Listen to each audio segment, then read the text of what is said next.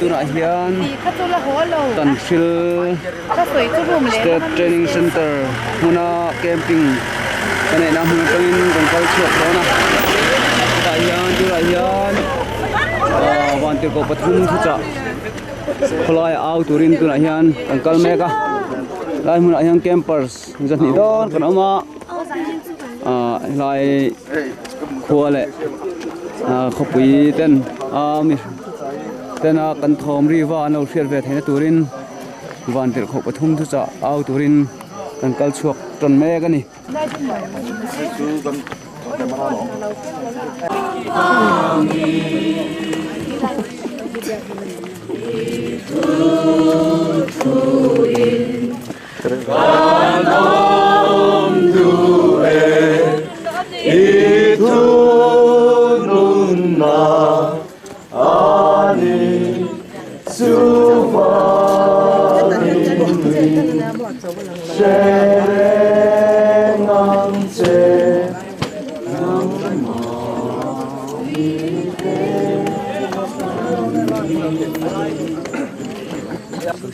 kan au mai in tong kam hu khan an soi da lok ka duwa he van tir ko pathum thu cha hi zoro ma ngai po mitam takin an lak ka lo ai zo khu pui ngai po he tiang anga thalai rol harin sui khoma mani khole fenga te po kan au hi a hun tak me mewa ten au mai ba ka van tir ko pathum thu chaum ji hi kan khil ti zelanga ya ten thalai te le nu le pa te zani kan chau du na chu he van tir ko pathum thu cha puang chuak tur hi van tir ko ten thil ti thina thom tur hi ton fu tu min jong me ka ni seven le ten ti thalai ni si i lo rui chuan an mang thei lo che an rul ru na em maya chu wangin tun trum camping a pathian khong aina kan changa pathian in amangai na te kan thin lunga aron lan tir le a hei hi khongai takin chatuan hol tlang dai lo ni ro se amen san chin tra thil zo turi in bo se u nang ma lo ka hian khovel a chian ara phrap tak lo thlen do na ni tong try na kan le ange lo po zan ila helai local khom te hi kan zawai mai hian a bo pang om lovin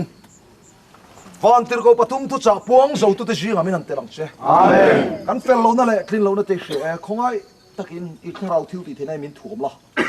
ring taka au huna i tharau thiu ti thena nen he chan chin tre kan puang zo do na ni kha chimi tur chuan in hena ka rem hla ne Jesu Krista min karam di le amen out oh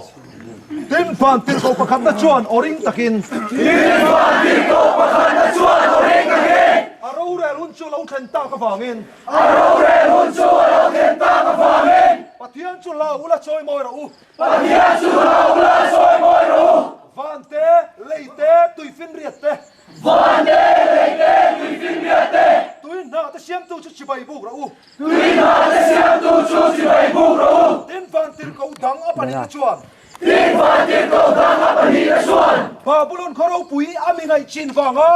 babulon khoro pui ami ngai chin wanga thinur na wain nam song song in tir tu chu thinur na wain nam song song in tir tu chu atlom ta tin ron sia atlom ta tin ron sia tin van tir ko dang apathum na chuan oring takin tin van tir ko dang apathum na chuan oring takin puin sakol le alam chibai bukin tu puin sakol le alam chibai bukin an chala emo an kuta emo an chala emo an kuta emo chen chian an nei chuan beram no mit buale van tir ko thiam lim te mit bua meile ka ta hai sakin an omang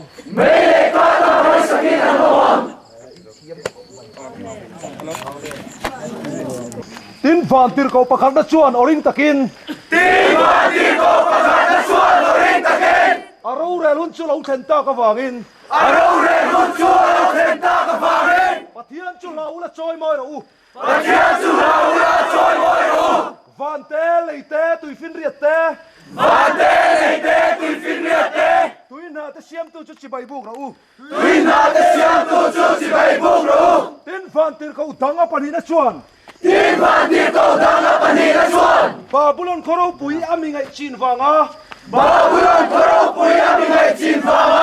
thin ur na wain nam song song in tir tu chu atlom ta tin ron sia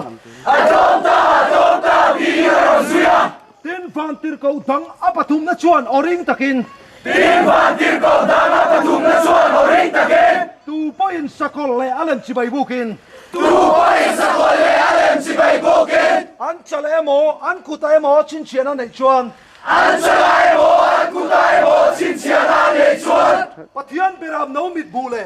pathian beram no mit bule van tir ko thiang lip de mit bua van tir ko thiang lip de mit bua mele ka dang hai sakin an omang meile ka tam hai sakin an omang amen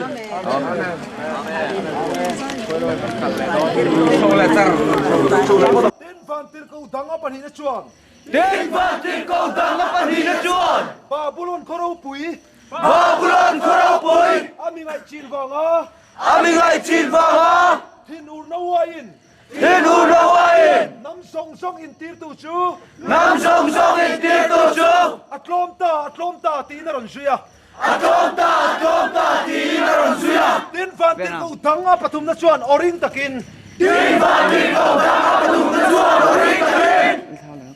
tu poin sakol le alem chibai bukin tu poin sakol le alem chibai bukin an chale mo an kutai mo chin chian an nei chuan an chalai mo an kutai mo chin chiana nei chuan chu mi te ngai chuan chu mi te ngai chuan pathian thin ur na wain pathian thin ur na wain a thin ur na no va